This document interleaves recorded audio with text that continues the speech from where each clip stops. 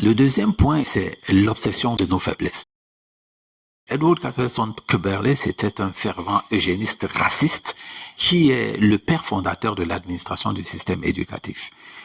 Il est né le 16 juin 1868 à Andrews, en Indiana, et il est mort le 14 septembre 1941. Ce qui nous intéresse, c'est qu'en 1916, il a produit un livre qui s'appelle Public School Administration.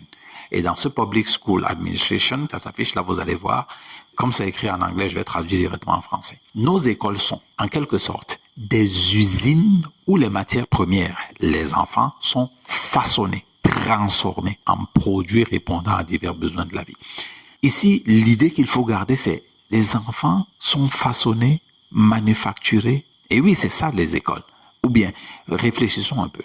Lorsque vous êtes dans une usine de fabrication, tout produit qui ne satisfait pas aux normes prévues par le fabricant, qu'est-ce qu'on fait de lui? On le sort de la chaîne, on essaie de le reconditionner pour le faire rentrer dans les rangs, ou bien on détruit ce produit. Et l'école fonctionne exactement de cette façon, les mêmes caractéristiques. Quand l'enfant ne fait pas ce qu'on lui dit, on lui donne 0 sur 20, 1 sur 20, ou bien on dit hors sujet. Et il a le deuxième trimestre pour se rattraper.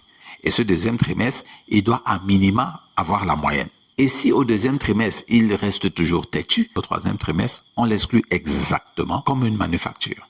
Or, écoutons ce que Charles Pépin dit. Les élèves sont invités à travailler leurs faiblesses davantage que leurs forces. Il y a derrière notre manière de procéder une vision du monde qui mérite d'être questionnée. Que faut-il donc pour réussir son existence? Ne pas avoir des points faibles ou avoir des points forts? Être assez bon partout en appliquant des méthodes sans se tromper ou assumer sa singularité jusque dans ses forces et ses faiblesses? S'il est nécessaire de travailler ses points faibles pour qu'ils ne deviennent pas des handicaps, il faut surtout renforcer les points forts, miser sur son talent. Le fait automatiquement de recadrer l'enfant, de lui dire que Foulcan, tu dois revenir au deuxième trimestre, c'est qu'on veut absolument qu'il soit moyen, au moins, dans chacun des petits sujets. Mais est-ce que l'Afrique a besoin de personnes moyennes ou bien des personnes talentueuses dans des domaines précis pour que...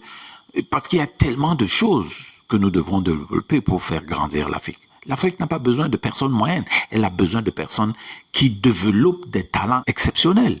Et les développent, j'utilise bien des développer des talents. C'est-à-dire que